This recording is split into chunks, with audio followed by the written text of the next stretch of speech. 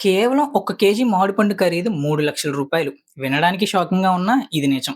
ఇది ఎక్కడో కాదు మన ఇండియాలోనే పండించారు. ఒరిస్సాలోని మల్కన్‌గిరి జిల్లాలో ఒక రైతు ప్రపంచంలోనే అత్యంత ఖరీదైన మియాజాకి అనే అరుదైన మామిడి పండ్లనైతే పండించాడు. ఇవి జపాన్‌లో చాలా ఫేమస్. ఎంత ఫేమస్ అంటే కేజీ రూ. 3,00,000 వరకు పలుకుతుంది. కానీ పాపం ఆ రైతు దగ్గర ఇంత ఖరీదైన పండ్లున్నా వాటిని ఇంటర్నేషనల్ మార్కెట్‌లో ఎంత రేట్‌కి ఎలా అమ్మాలో అతనికి తెలియడం లేదు. పైగా ఎవరైనా ఎత్తుకుపోతారేమో అని భయపడి ఆ చెట్టుకి పగలు రాత్రి కాపలా అయితే కాస్తున్నాడు. నా ఒపీనియన్ ఏంటంటే ఒక సామాన్య రైతు ఇంత కష్టపడి అరుదైన పంటను పండించినప్పుడు గవర్నమెంట్ లేదా అగ్రికల్చర్ ఆఫీసర్స్ అతనికి సపోర్ట్ చేసి దానికి తగ్గ లాభం వచ్చేలా చేస్తే ఇంకా ఇలాంటి ఎన్నో చెట్లను నాటి ఫ్రూట్స్ ని సేల్ చేస్తే గవర్నమెంట్ కి కూడా బెనిఫిటే కదా అని. మరి దీనిపై మీరేమనుకుంటున్నారు కింద కామెంట్ చేయండి. ఇలాంటి ఇంట్రెస్టింగ్ అప్డేట్స్ కోసం మన ఛానల్ అయితే సబ్స్క్రైబ్ చేసుకోండి. మన ఇండియాలో ఇకపై ప్లాస్టిక్ కరెన్సీ రాబోతుంది. ప్రతిసారి కొత్త నోట్లు ప్రింట్ చేసే ఖర్చులను భారీగా తగ్గించడానికి ఆర్బీఐ అయితే ఈ సంచలన నిర్ణయం తీసుకోబోతుంది. ప్రెజెంట్ మనం వాడుతున్న పేపర్ నోట్స్ అయితే త్వరగా చినిగిపోతాయి. అలానే మురికైపోతాయి. అంతేకాకుండా అవైతే త్వరగా పాడైపోతాయి.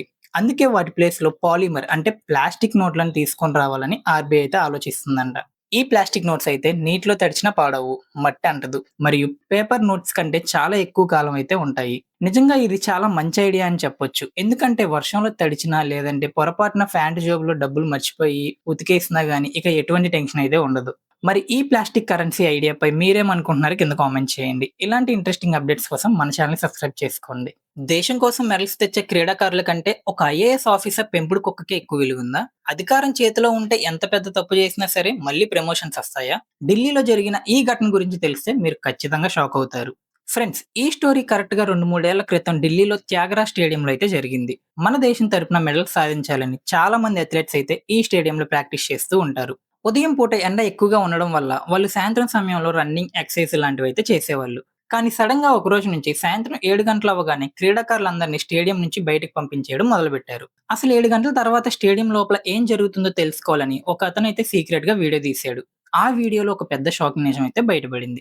సంజీవ్ అగర్వాల్ అనే ఒక ఐఏఎస్ ఆఫీసర్ తన భార్యతో కలిసి వాళ్ళ పెంపుడు కుక్కను ఆ స్టేడియం ట్రాక్ పై వాకింగ్ చేయిస్తున్నాడు. అంటే ఒక కుక్క ప్రశాంతంగా వాకింగ్ చేయడం కోసం దేశం కోసం చెమటోడ్చే ఆటగాళ్లను స్టేడియం నుంచి బయటకు గెంటేశారన్నమాట.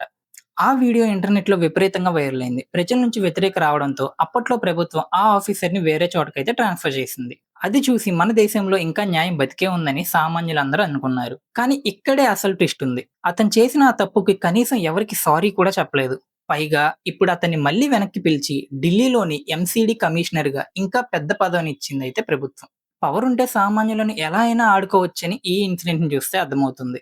నా ఒపీనియన్ ఏంటంటే తప్పు చేసినప్పుడు శిక్ష పడితేనే సామాన్యులకు కూడా సిస్టమ్ మీద నమ్మకం పెరుగుతుంది. పవర్ ఉంది కదా అని ఇలాంటి వాళ్ళకి మళ్ళీ పెద్ద పదవులిస్తే దేశం కోసం కష్టపడే క్రీడాకారుల ఆత్మవిశ్వాసం అయితే పూర్తిగా దెబ్బతింటుంది. చట్టం ముందు అందరూ సమానమే అన్నది కేవలం పుస్తకాలకే పరిమితం కాకూడదు. ఈ విషయం గురించి మీరేమనుకుంటున్నారో కామెంట్‌లో చెప్పండి.